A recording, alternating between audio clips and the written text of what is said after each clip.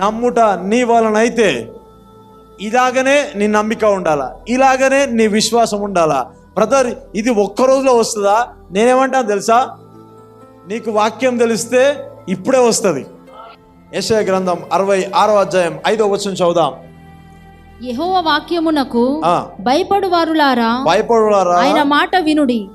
మిమ్మును ద్వేషించుచు నా నామమును బట్టి మిమ్మును త్రోసివేయు మీ స్వజనులు మీ సంతోషము మాకు కనబడునట్లు యెహోవా మహిమ నొందును గాక. మనతో మన జర్నీలో మనం ఉంటున్న ప్రాంతాల్లో మనం ఉంటున్న ఫ్రెండ్స్, కొలీగ్స్, ఫ్రెండ్స్ రిలేషన్షిప్ వీళ్ళందరూ ఎలా ఉన్నారంటే, మనం అందరితో ఎలా కలిసి ఉంటాం? విశ్వాసులతో మనం కలిసి ఉంటాం, అవిశ్వాసులతో కూడా ఉంటారా లేదా? మన చుట్టూ వీళ్ళందరూ ఉంటారు. అయితే ప్రభుని విశ్వసించే వాళ్ళు ఉంటారు, విశ్వాసం లేని వాళ్ళు ఉంటారు, పరీక్షించే వాళ్ళు ఉంటారు, ఏదో నీ దేవుడు చేస్తాడా అని ప్రశ్నించే వాళ్ళు ఉంటారు, నీకు అవుతుందా అని చెప్పే వాళ్ళు ఉంటారు, ప్రార్థన చేస్తున్నావు కదా అవుతుందా అనే వాళ్ళు ఉంటారు. రకరకాల ప్రజల మధ్యలో మనం ఉంటాం, రకరకాల మైండ్ సెట్లో మనం తిరుగుతూ ఉంటాం. కానీ నువ్వు చేయాల్సిన పని ఏంటిదంటే, వాళ్ళు ఏమన్నారా, వీళ్ళేం చెప్తున్నారా, వాళ్ళు ఏమంటున్నారా, వాళ్ళు ఏమనుకుంటున్నారా అనే దాన్ని పక్క పెట్టేసేయాలా.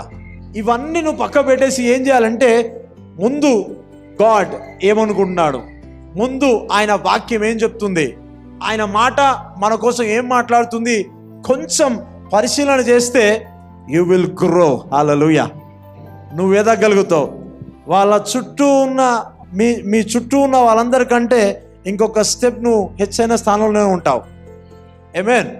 అయితే ఇక్కడ ఈ 66వ అధ్యాయంలో ఏముంటుందంటే, స్వజనులే అంటే మన వాళ్ళే, మన రక్త సంబంధులే, మన ఓన్ రిలేషన్షిప్పే, అక్కనే కావచ్చు, తమ్ముడే కావచ్చు, చెల్లెనే కావచ్చు, వీళ్ళందరూ స్వజనులే.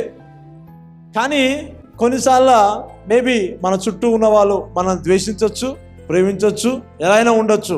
వాళ్ళు ఈ గాడ్ దగ్గరకు వచ్చేసరికి నువ్వు ఒక ఫెయిత్, ఒక బిలీవ్ని కలిగి ఉన్నప్పుడు వాళ్ళు వచ్చి దాన్ని ఎంకరేజ్ చేసేవాళ్ళు 1%, దాన్ని డిక్రీజ్ చేసేవాళ్ళు 100%. ఇది ట్రూ అవుతుందా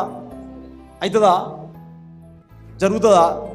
నువ్వు నమ్ముతున్నావు కదా, ప్రార్థన చేసినావు కదా అంటే ఈ అవిశ్వాసపు మాటలు నీ మనసులో చొచ్చి నీ నమ్మికను బలహీనపరుస్తూ ఉంటాయి.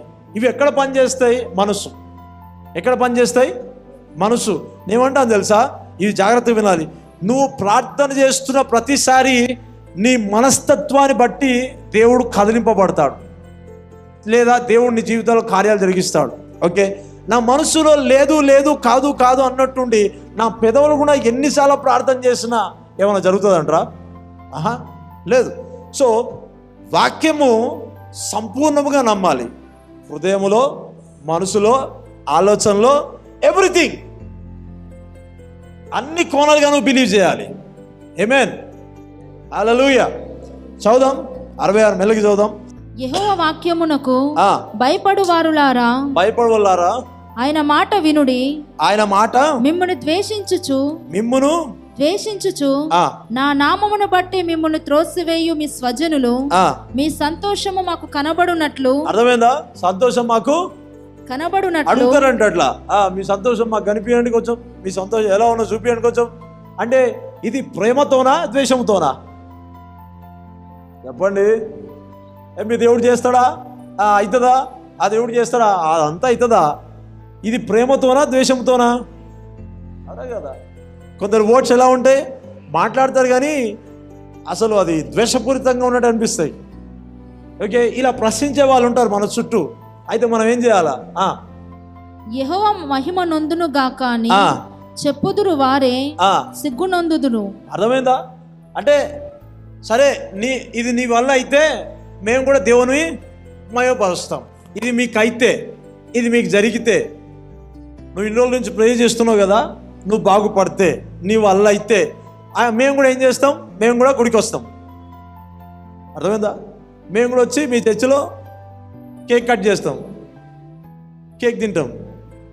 అంటే ఇది ప్రేమతో ఉన్నట్టు కాదు, నమ్మిక లేకుండా ఏ ఫ్లాష్ వర్షిపర్స్.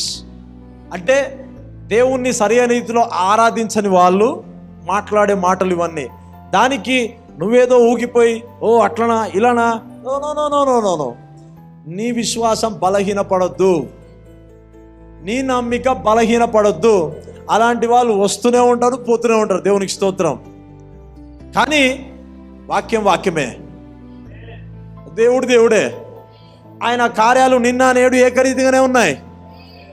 అందరూ మారారు కానీ ఆయన ఒక్కడు మారలే. హల్లెలూయా. నువ్వు కూడా మారవచ్చు కానీ ఆయన మాత్రం మారలే. Hallelujah, hallelujah. So don't disturb your believing. నువ్వు నమ్ముతున్నది ఏదైతే ఉందో డిస్టర్బ్ కాకు, నీ ఫోకస్ డిస్టర్బ్ చేసుకోకు. God is alive. ఆమేన్. ఆయన సజీవుడు, ఆయన నిరంతరము జీవించువాడు, ఆయన నిన్న నేడు ఏకరీతిగా ఉన్నవాడు. ఆయన నీ పట్ల ఇంతకు ముందు జరిగించాడు, ఇప్పుడు జరిగిస్తాడు, ఇక ముందు కూడా జరిగిస్తాడు.